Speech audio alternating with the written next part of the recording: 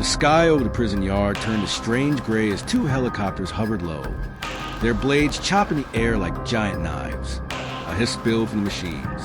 Thick white gas poured down on a crowd of men in the yard. Coughing started. Shouts rose. Lines of state troopers in helmets and body armor moved in. Shields up, rifles ready. The men on the ground waved pieces of cloth and homemade signs. Some tried to cover their faces. Hostages stood with their hands tied, eyes wide with fear. "Hold!" A voice shouted through a loudspeaker, but the gas kept falling. The wind pushed it into every corner. A single pop echoed, then another. Then the yard erupted with noise, boots slamming the ground, men yelling, metal clattering on concrete. Someone screamed, "Don't shoot." Somewhere else, a guard yelled, "Get down!" The troopers surged forward, and the wall of gas swallowed everything. Did the gunfire stop? Who was hit? Who was safe? "Hold!" A voice shouted through a loudspeaker, but the gas kept falling. The wind pushed it into every corner. A single pop echoed, then another. Then the yard erupted with noise, boots slamming the ground, men yelling, metal clattering on concrete. Someone screamed, "Don't shoot." Somewhere else, a guard yelled, "Get down!" The troopers surged forward, and the wall of gas swallowed everything. Did the gunfire stop? Who was hit? Who was safe? But even in a hard place, people talk. In the cell blocks, whispers move like wind through bars. "Something has to change," said Ray, a young man who worked in the kitchen. "What if we make them hear us?" someone asked. The whispers turned into meetings. Quiet meetings in the yard, careful talks in the mess hall, long looks shared when officers weren't watching. The men wrote a list. It was simple and human. Better food, clean water, real medical care, fair treatment, education, basic dignity. They wanted to be seen as people. Then came September 9th, 1971. A small fight started near a gate. No one agrees exactly who threw the first punch, but the spark caught fast. Doors were opened, doors were slammed. A group of inmates pushed through a corridor into a bigger yard known as D Yard. More followed. In minutes, the place was full. Hundreds of men running, shouting, trying to figure out what was happening. Some inmates grabbed officers and brought them into the yard as hostages. Others formed lines telling people, "No one gets hurt. Don't touch the hostages." They wanted control, without blood. They wanted eyes on them, cameras on them, so the world would see why they were angry. On the ground, someone found a bullhorn. Michael lifted it and shouted, "Stay calm. No fighting among us. Protect the hostages." Another man, steady and careful, told people to set up first aid tables. Others tied white cloths around their arms to show they were here to keep peace, not start a war. From the towers, officers watched. Outside the walls, sirens wailed. The governor in Albany was told at once. Attica was in revolt. By afternoon, D Yard looked like a strange small city. Inmates built a stage from pallets. They hung sheets with words written in big black letters. "We are men." They brought water, blankets, and torn shirts to cover the hostages' eyes from the sun. They drew up demands. They asked for outside observers, pastors, lawyers, reporters, community leaders, so someone from beyond the walls could witness the talks. Soon, important people arrived to help negotiate. "Give us better conditions." Michael answered to the bullhorn, "And we will keep everyone safe." For a moment, the yard fell quiet. Maybe the men thought this could work. Night came. Lights glared from the towers. The yard didn't sleep. Some men prayed. Some argued. A few wanted to fight, to push harder. Most said no, peace talks, safety. In a corner, Ray wrapped a bandage around an injured man's arm and whispered, "Hold on, help is coming." Morning brought cold air and more cameras outside the walls. The observers walked in carefully. They sat at tables with the prison officials. They listened to the list of demands. They nodded when the men asked for clean water, decent food, time outside, fair discipline, better medical care, respect. These were not wild requests. They were basics. The talk stretched into long hours. Sometimes there was hope. One official said, "We can fix the water." Another said, "We can talk about food." But when it came to bigger things, real amnesty for what had happened in the uprising, protection from punishment, major policy changes, the answers became foggy. We can look into it. We need approval. Not today. On the bullhorn, Michael told the yard, "Some progress. Not enough. Keep calm. No harm to hostages." The men in the towers shifted in their posts. The governor's phone rang again and again. Outside the walls, families worried. Inside, fear moved like a shadow. Would the talks work? Or would power come crashing through the gates?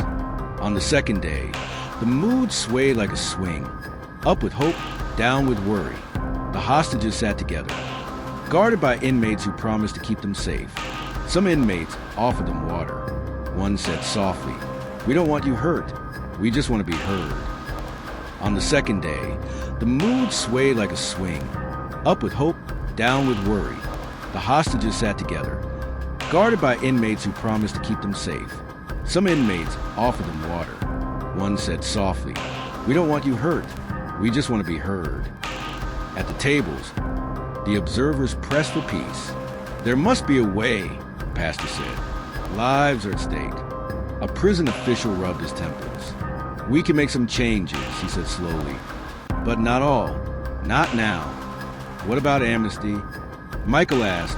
"We can't have revenge after this. We need to know people won't be beaten or killed when this ends."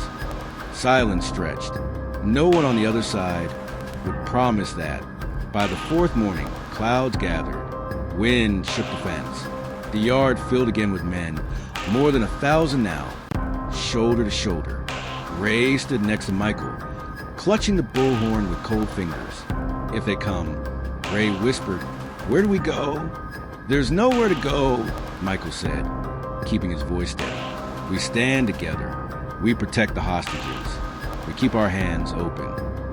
A loudspeaker crackled to life from the wall. "This is your last chance," a voice announced. "Release the hostages. Return to your cells." In the yard, men looked at one another. Some shouted back, "Meet the demands." Others lifted their hands to show they had no weapons. The hostages trembled, blinking into the wind. The observers tried one last time.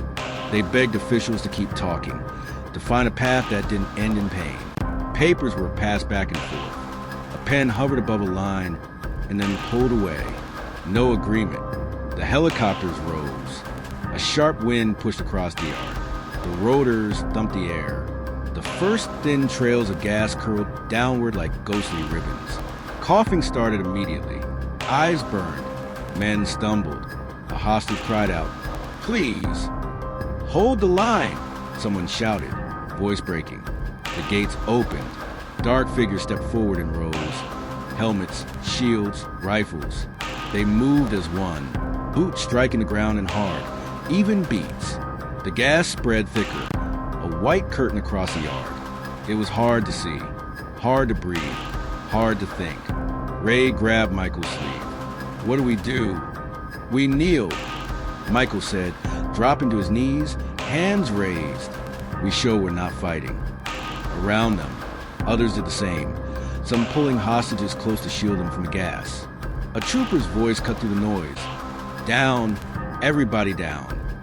Then another crack, and another. The sound bounced off the concrete and the high walls and the metal towers, until it seemed to come from everywhere all at once. The yard exploded into chaos. Men diving to the ground, bodies slipping on the wet concrete, people stumbling blind through the gas. Ray lost his grip on the bullhorn. It clattered away. He reached for Michael's shoulder, but the white cloud swallowed his friend. Shapes raced past, boots, shields, outstretched hands. Someone was lying still. Someone else was shouting for help. The helicopters roared overhead, and in the storm of gas and noise as the troopers charged into the yard, something heavy slammed into the ground beside Ray with a sickening thud. He turned toward the sound, eyes burning, hands shaking, and saw. Ray's chest tightened as he turned toward the sound in the gas-filled yard. Through the haze, he saw a body on the ground, face down, not moving. Was it a fellow inmate? Was it hostage? He stumbled closer, coughing, eyes burning, but before he could reach out, the thunder of boots grew louder. Troopers surged into the yard, rifles raised, shouting commands drowned by the roar of helicopters above. Men around him dropped to their knees, some with hands high in the air, others crawling blindly through the smoke. Hostages cried out, their voices cracking with fear. The air was chaos. Screams, gunfire, coughing, shouting, all crashing together. Somewhere close by, Michael shouted his name, but the sound was swallowed in the storm. Then a sharp crack split the noise. Someone fell hard. Another crack. And another. Ray froze. He couldn't tell who was being shot, prisoners or guards, but he knew one thing. The promise of safety was gone. Days earlier, he had believed the negotiations might work. For 4 long days, they had listened, waited, begged. The observers had spoken of hope, of fairness, of peaceful solutions. Men had prayed in the yard under tower lights, their voices soft but steady. Even the hostages had whispered words of trust. Hold on, they'll listen. But the promises had dissolved, washed away in mistrust and fear. Now, with tear gas choking the yard and bullets echoing off the prison walls, everything had collapsed. Ray dropped flat against the concrete, arms over his head. The white cloud swirled around him, thick and biting. He could barely breathe. Shapes loomed in and out of the fog. Troopers charging, prisoners stumbling, hostages crying. A man beside him clutched his chest and rolled onto his back, eyes wide with shock. Another man crawled, dragging his leg behind him, leaving a dark trail. Ray's mind screamed. This wasn't supposed to happen. Across the yard, Michael's voice broke through again. "Stay down," he shouted, coughing. Ray squinted, spotting his friend through the smoke. Michael had his arms spread, shielding a hostage who lay tied and helpless on the ground. He waved frantically at Ray. Ray crawled toward him, each movement heavy, lungs burning with gas. The ground vibrated with the stomp of boots and the crack of gunfire. Men cried for mercy, begged for help. Others lay silent, too still. Then, out of the haze, a trooper appeared, helmet shining, shield raised, rifle pointed. He shouted something Ray couldn't hear, muffled by the mask and roar. The barrel of the gun swung toward Michael and the hostage's feet. Ray's eyes widened. He shouted, "No!" But his voice was drowned in the chaos. He scrambled forward, desperate, hand outstretched. The trooper's finger tightened on the trigger. And in that instant, as the yard boiled with noise and the walls of Attica trembled under the weight of violence, the future of Michael, the hostage, and Ray himself hung in the balance.